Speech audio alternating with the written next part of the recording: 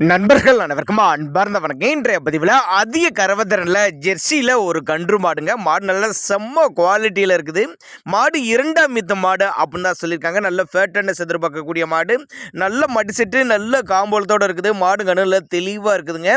இந்த மாடு கன்று எந்த ஊர்லேருந்து விற்பனைக்கு வந்திருக்குது, இந்த மாட்டோட கறவைத்திறன், விலை நிலவரம் எல்லாமே தெளிவாக பார்க்கலாம் வாங்க. அதுக்கு முன்னாடி நம்ம சேனலை சப்ஸ்கிரைப் பண்ணிட்டு இந்த வீடியோவை ஸ்கிப் பண்ணாமல் கடைசி வரலையுமே பாருங்கள். அப்போ தான் மாட்டோட தகவல் அனைத்துமே நம்மளால் முழுமையாக தெரிஞ்சுக்க முடியும். மாடு வந்து இரண்டாம் மீத்து மாடு அப்படின்னு தான் நம்மளோட விற்பனையாக தெரிஞ்சுக்கப்படி பல் வந்து கடைப்பலுங்க.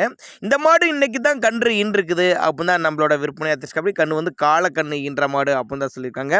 மாட்டு கண்ணுக்கு ரெண்டுக்கும் சுழி தப்பலாம் எதுவும் இல்லை. மாடு கண்ணு நல்லா தெளிவாக இருக்குது. நல்ல மடிசெட்டு, நல்ல காம்போலத்தோடு இருக்குது. நல்ல ஃபேட்டனஸ் எதிர்பார்க்கக்கூடிய மாடு தான். ரெடி கறவையில் இருக்குது. நேரில் வாங்க, வந்து பாருங்க, மாட்டிங்க நீ பார்த்து செக் பண்ணியே ஓட்டிட்டு போய்க்கங்க அப்படின்னு தான் சொல்லியிருக்காங்க.